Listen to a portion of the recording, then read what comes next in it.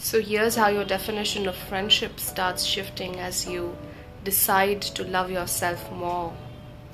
You can no longer take shit from your friends. Bullshit that they used to offer for free before now comes at an expense of your self-respect, and you've begun to realize that.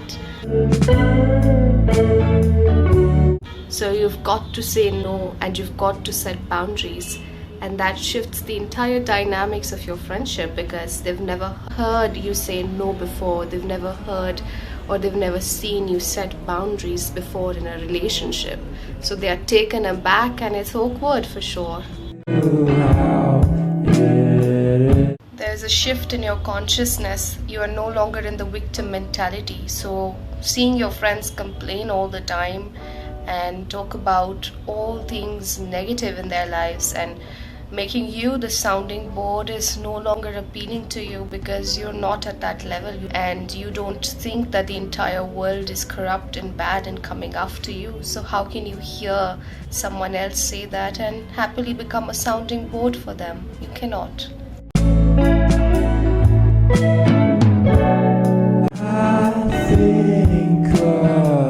It does get a little frustrating when your friend comes to you over and over again talking about her toxic boyfriend and still going back to him repeatedly.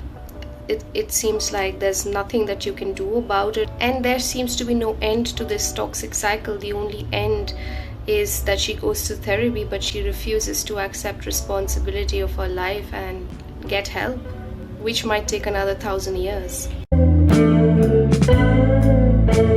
You start noticing how your friends want to repeatedly be in the same cycle, repeat the same cycle, do the same things over and over again, make the same mistakes over and over again. At some point it has to get frustrating, because they're not ready to grow and you cannot do anything about it.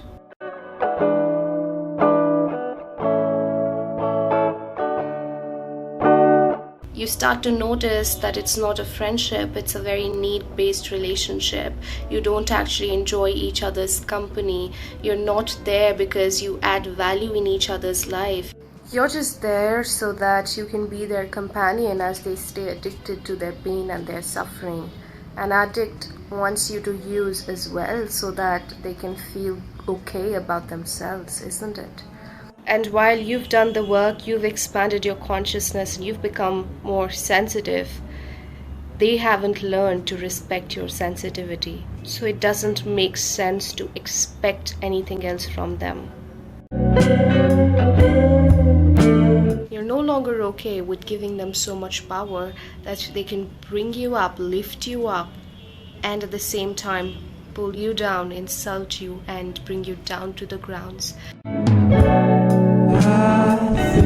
You're not okay with them having this power anymore and continuing this toxic cycle of shame.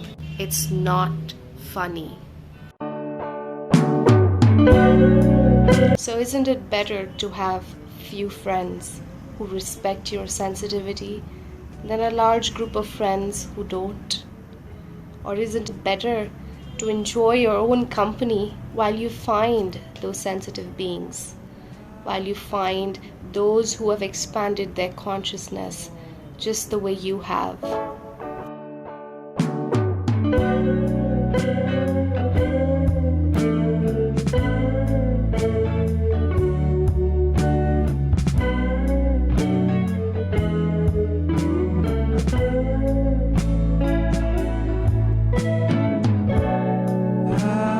Think about your